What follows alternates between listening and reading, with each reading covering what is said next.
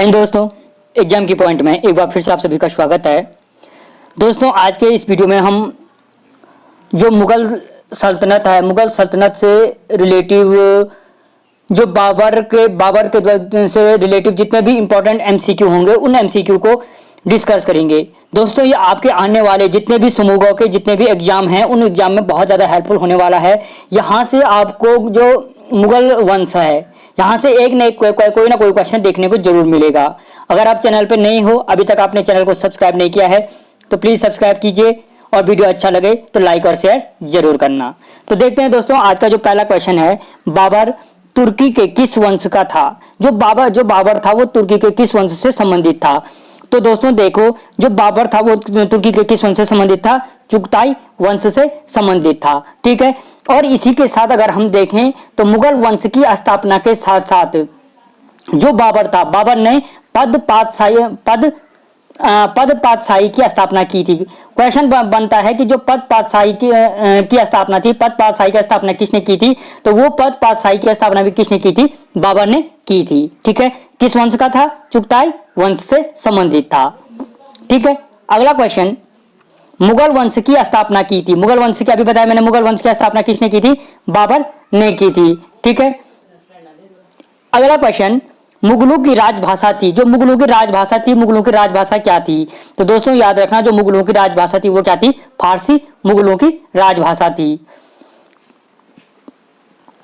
अगला क्वेश्चन, बाबर फरगना की गद्दी पर कब बैठा था? दोस्तों याद रखना, बाबर यहां से जो भारत आने से पहले क्या था? फरगना का सुल्तान था। तो जो फरगना की गद्दी पर जो बाबर बैठा था, बाबर फरगना की गद्दी पे कब बैठा था? तो याद रखना, बाबर फरगना की गद्दी पे बैठा था 1494 में। और कई बार पूछा जाता है कि बाबर का पिता, ठीक है, जिस वंश से, जो ये चुगताई वंश से जो संबंधित था, वो बाबर, उसके पिता का नाम क्या था? तो याद रखना, बाबर के जो पिता का नाम था उमर शेख मिर्जा था। क्या था? उमर शेख मिर्जा था। ठीक है, देखो, मुगल वंश की स्थापना की किसने? बाबर ने। किस वंश से संबंधित था? चुगताई वंश से संबंधित था। इसके बाबर ने इसके साथ ही क्या की थी? पद पातशाही की स्थापना की थी। इनकी राजभाषा क्या थी? फारसी थी। इसके पिता का नाम क्या था? उमर शेख मिर्जा था। और फरगना की गद्दी पे कब बैठा था? 1494 में ईस्वी में बैठा था। और जो ये फरगना है, प्रेजेंट टाइम में पूछा जा सकता है कि फरगना की गद्दी पे बैठा, लेकिन जो ये फरगना है ये कौन सी स्थान पे है? ठीक है, तो याद रखना, जो उज्बेकिस्तान है, उज्बेकिस्तान में क्या है? फरगना कहां पे आपके स्थित है? उज्बेकिस्तान में है। ठीक है, और जो बाबर के वंशजों की राजधानी थी वो कहां थी? समरकंद में। बाबर के वंशजों की राजधानी थी कहां पे? समरकंद में। ठीक है, जो इसके साथ के की पॉइंट बताते जा रहा हूं वो बहुत इंपॉर्टेंट है, इसलिए उनको साथ में समझते जाओ। अगला क्वेश्चन, बाबर के वंशजों की राजधानी थी। अभी जो बताया मैंने, बाबर के वंशजों की राजधानी कहां थी? समरकंद में स्थित थी। ठीक है, और जो ये बाबर था वो कहां पे बैठा था? फरगना में। और फरगना कहां पे है? उज्बेकिस्तान में है। अगला क्वेश्चन, सर्वप्रथम बादशाह की उपाधि धारण करने वाला तैमूर शासक कौन सा शासक था? ये तैमूर शासक। यानी किस तैमूर शासक ने सबसे पहले बादशाह की उपाधि धारण की थी? तो दोस्तों याद रखना, जो बाबर से सबसे पहले जो कौन सा तैमूर शासक था जिसने क्या की थी? बादशाह की उपाधि धारण की थी। वो कौन था? बाबर। कौन? बाबर था, जिसने क्या की थी? सबसे पहले बादशाह की उपाधि धारण की थी। अगला क्वेश्चन, बाबर ने भारत पर कितनी बार आक्रमण किया? ठीक है, तो दोस्तों याद रखना, बाबर ने लगातार भारत पर क्या किया? 5 बार आक्रमण किया। यहीं पे एक छोटी सी बात याद रखो कि जो बाबर था, बाबर को भारत पर आक्रमण करने के लिए निमंत्रण भेजा था किसने? पंजाब शासक दौलत खान ने। किसने भेजा था? पंजाब शासक दौलत खान ने। और किसके खिलाफ भेजा था? मेवाड़ शासक राणा सांगा के खिलाफ। यानी क्वेश्चन बन सकता है कि बाबर ने सर्वप्रथम आक्रमण किस पे किया था? तो मेवाड़ शासक राणा सांगा पे किया था। और किसके कहने पे किया था? पंजाब के शासक दौलत खान के कहने पे किया था। ठीक है, अगला क्वेश्चन, सर्वप्रथम बाबर ने भारत पर कब आक्रमण किया था? दोस्तों याद रखना, सर्वप्रथम जो बाबर ने भारत पर आक्रमण किया था वो किया था 1519 ईस्वी में। कब किया था? 1519 ईस्वी में। और किसके खिलाफ किया था? यूसुफ जाई जाति के खिलाफ। यूसुफ जाई जाति के खिलाफ किया था। यूसुफ जाई जाति के खिलाफ किया था। ठीक है, यानी अगर पूछा जाता है कि बाबर ने सर्वप्रथम भारत पर आक्रमण कब किया था, तो 1599 ईस्वी में किया था। और किसके खिलाफ किया था? यूसुफ जाई जाति के खिलाफ क्या किया था? बाबर ने सर्वप्रथम आक्रमण किया था। ठीक है, अगला क्वेश्चन, तुगलमा युद्ध नीति का प्रयोग करने वाला प्रथम शासक था, यानी वो कौन सा शासक था जिसने सर्वप्रथम तुगलमा युद्ध नीति का प्रयोग किया था, यानी जो तुगलमा युद्ध यानी तोप खाने का प्रयोग किया था। तोप खाने का प्रयोग करने वाला प्रथम शासक पूछा जा सकता है कि तोप खाने का प्रयोग करने वाला जो प्रथम शासक था वो कौन था। तो दोस्तों याद रखना, तुगलमा युद्ध नीति या तोप खाने का प्रयोग करने वाला जो प्रथम शासक था वो कौन था, बाबर था। और इस जो तुगलमा युद्ध नीति या तोप खाने का प्रयोग था बाबर ने कब किया था, पानीपत के प्रथम युद्ध में। कब किया था, पानीपत के प्रथम युद्ध में किया था, पानीपत के प्रथम युद्ध में किया था। ठीक है, तुगलमा युद्ध नीति का प्रयोग करने वाला बाबर, यानी तोप खाने का प्रयोग किया था किस किस युद्ध में किया था, पानीपत के प्रथम युद्ध में किया था। प्रथम आक्रमण कब किया था, 1519 ईस्वी में। किसके खिलाफ किया था, यूसुफ जाई जाति के विरुद्ध किया था, यूसुफ जाई जाति के विरुद्ध किया था। ठीक है, अगला क्वेश्चन दोस्तों, यहाँ पे ये शॉर्ट ट्रिक है, पान खा चल घर। ठीक है, शॉर्ट ट्रिक क्या है, पान खा और चल घर। तो दोस्तों यहाँ पे एक चीज याद रखना, 5 से हो गए पानीपत का प्रथम युद्ध, एक सीरीज में है। एक बार अगर आपने याद कर लिया पान खा चल घर तो हमेशा के लिए याद हो जाएगा। पानीपत का प्रथम युद्ध कब हुआ था, 1526 ईस्वी में। किसके बीच हुआ था, इब्राहिम लोदी और बाबर के मध्य। देखो जितने भी ये चारों के चारों युद्ध हैं, इन युद्धों में बाबर क्या हुआ था, विजय हुआ था। एक चीज हमेशा दिमाग में याद रखो कि इन चारों युद्धों में क्या हुआ था कि जो बाबर था, बाबर विजय हुआ था। ठीक है, तो पान खा चल घर, पान खा चल घर में पहला युद्ध हो गया पानीपत का प्रथम युद्ध। कब हुआ था, 1526 में। अगर पर्टिकुलर डेट पूछे तो याद रखना 21 अप्रैल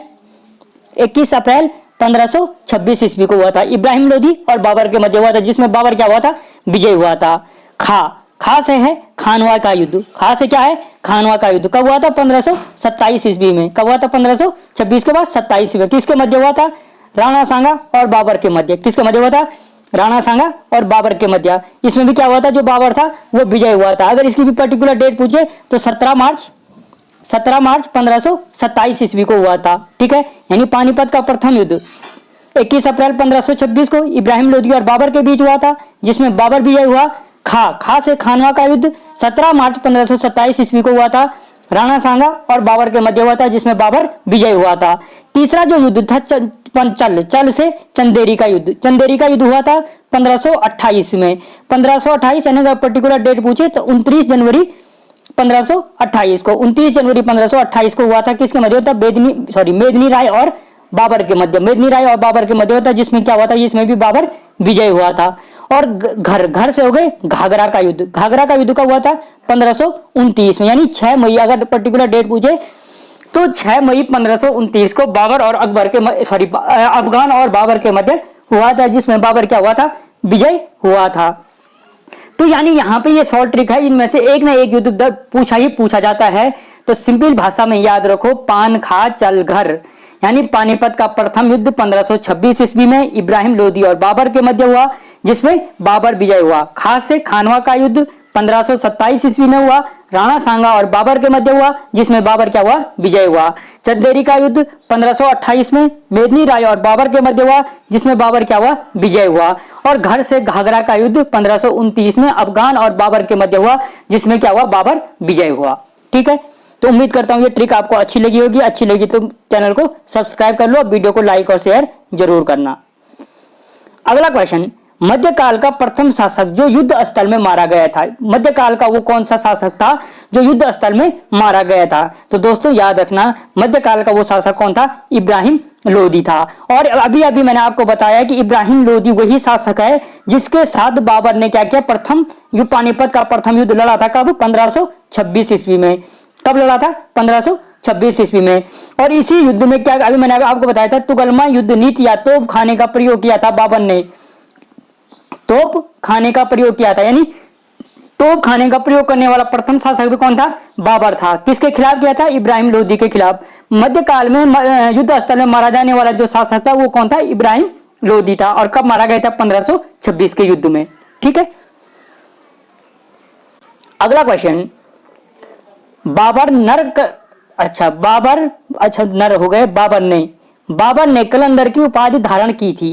यानी ये तो कंफर्म है कि बाबर ने कलंदर की उपाधि धारण की थी, लेकिन क्यों की थी, कट्टर अपने कट्टरपंथ के लिए, उदारता के लिए, खानवा विजय के लिए या युद्ध नीति के लिए? तो दोस्तों याद रखना, जो बाबर ने कलंदर की उपाधि धारण की थी वो उसने अपनी उदारता के लिए, उसके अपने उदार स्वभाव के कारण क्या किया गया था, बाबर को कलंदर की उपाधि से सम्मानित किया गया था। किसके लिए? उसकी उदारता के लिए। ठीक है, अगला क्वेश्चन, बाबर ने गाजी की उपाधि किस कारण धारण की थी? जो गाजी की उपाधि थी बाबर ने किस कारण से धारण की थी? कट्टरपंथ के लिए, उदारता के लिए, खानवा विजय के लिए या युद्ध नीति के लिए? तो दोस्तों याद रखना, बाबर ने जो उदारता के लिए कलंदर की उपाधि धारण की थी, लेकिन जो बाबर ने गाजी की उपाधि धारण की थी वो किसके लिए की थी? खानवा विजय के उपलक्ष्य में। यानी खानवा विजय के उपलक्ष्य में बाबर ने क्या किया था?